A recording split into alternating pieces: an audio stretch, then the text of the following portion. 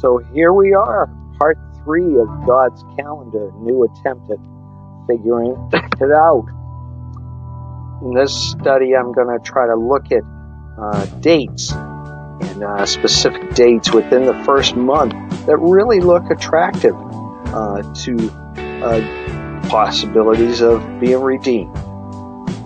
Just to review parts 1 and 2, we figured out the first day on the Enochian calendar, what day of the week that would be. We also then in part 2 figured out the corresponding Gregorian date to that first day on the Enochian calendar and what significance that day could bring. In the end of the part 2 video, I explained to you the 2 scriptures of possible significances to March 22nd of Matthew 24:20, your flight not being winter, and the first day of spring, and Exodus 40, the whole tabernacle and Ark of the Covenant combination of that day, first day of the first month. So let's first look at some more things about March 22nd. What others are thinking is going to be happening then. I think you'll find that part interesting also.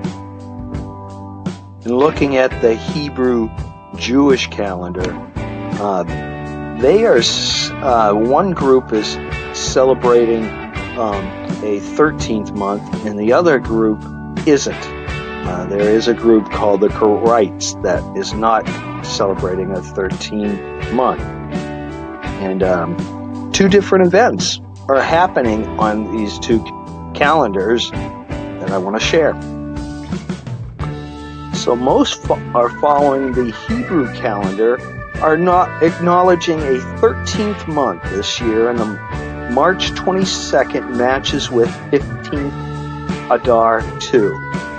Esther 21 says that's the day of Purim, to establish among them that they should keep the 14th day in the month of Adar and the 15th day of the same year. So do you see how this could play out for the ones following that calendar?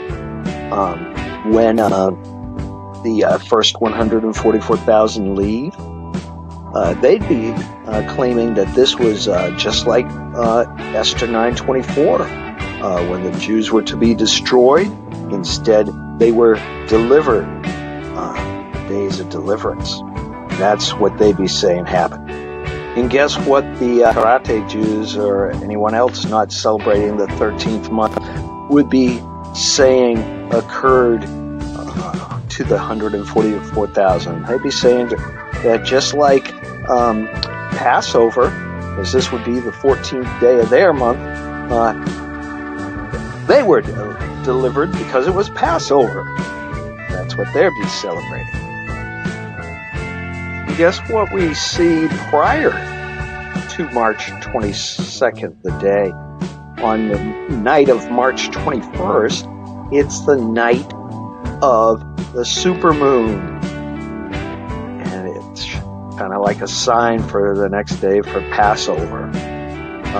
Again, these are just things that are happening around that date of March 22nd when I think we could be leaving. I was surprised to see that many are seeing or dreaming or thinking same type of thoughts with the day of March 22nd, that they're around there being a time of leaving. So here's a couple of videos to check out if you want at those sites. Just highlight and then copy and paste. Let's now turn back to God's calendar, the Enochian calendar, and further look into historical connections and how there's some more interesting dates after March 22nd. And if we turn back to this calendar in the first month of the calendar on the 10th day, specifically, here's what we find. find that March 31st would be perfect for a possible timing of a rapture because of the following two past events. And those events are the triumphal entry of Yahushua into Jerusalem, and on the 10th day of the first month, the people went up from the Jordan and camped on the eastern border of Jericho, Joshua 4:19. Next date that'd be interesting would be on our Gregorian calendar, April 2nd, which would be on the Enochian calendar, the 12th day of the first month. Could this be a day that we could be redeemed? It's when the last priest offering were made, as Jasher 83:7-8 describes. This was done by the princes, and they gave them to all the priests. We're going to be priests in God's kingdom.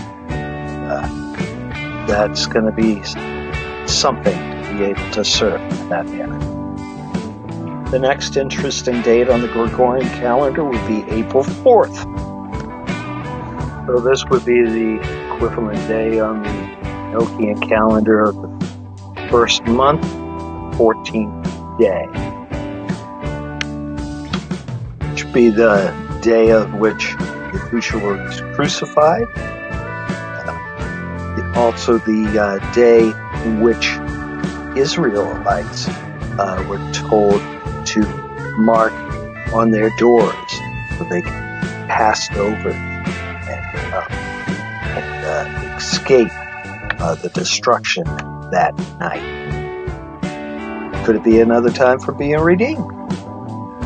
Next date would be April 5th on the Gregorian calendar, which on the Enochian calendar first month would be the 15th day of the first month.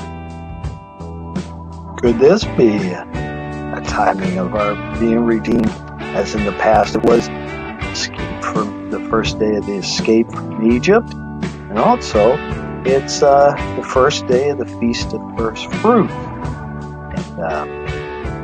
And remember, we are first fruits to the Lamb.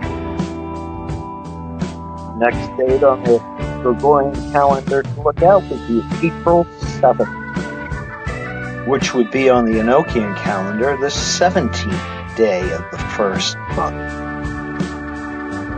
Could this be a match for our timing of being redeemed, as this was the time of the month when the ark rested upon the mountain of Ararat, and also the time when Yahushua rose from the grave. Maybe this time the Ark of the Covenant goes home with us. Again, he was the first fruit, we could be first fruits. Next date on the Gregorian calendar, the April 11th to look at. And this actually will be the last date that I wanted to mention. And on the Enochian calendar, this would be the 21st day of the first month. Could this be a day for us to be redeemed, as this would be the last day of the Feast First Fruit?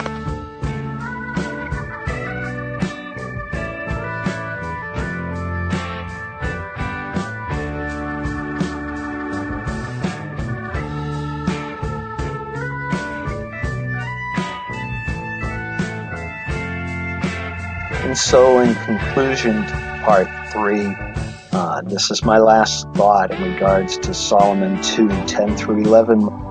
Reads, "My beloved spoke and said unto me, Rise up, my love. Fair one, for lo, the winter is past, rain is over and gone." Yahushua talking to us, calling us home.